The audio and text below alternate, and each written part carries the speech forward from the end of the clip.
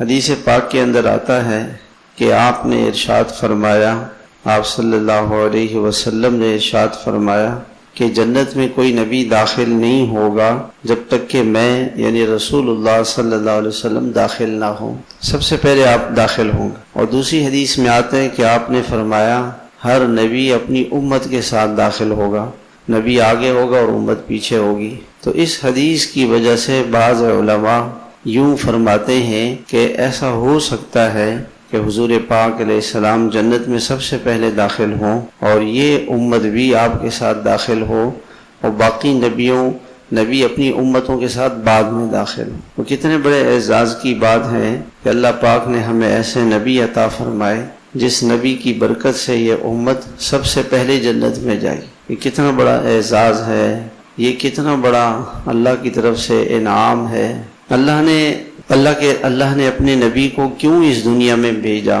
اس لیے بھیجا کہ ہم آپ صلی اللہ علیہ وسلم کی اطاعت کریں، آپ کی بات کو مانیں، آپ کی سنتوں پر چلے۔ آپ ایک دین لے کر آئے، ایک طریقہ لے کر آئے، ایک زندگی لے کر آئے، اس زندگی کو اپنانا، اس پر عمل کرنا، اس لیے اللہ نے آپ کو دنیا میں بھیجا ہے۔ اور اللہ کے نبی کی اطاعت کے لیے جو چیز سب سے ضروری ہے وہ ہے محبت۔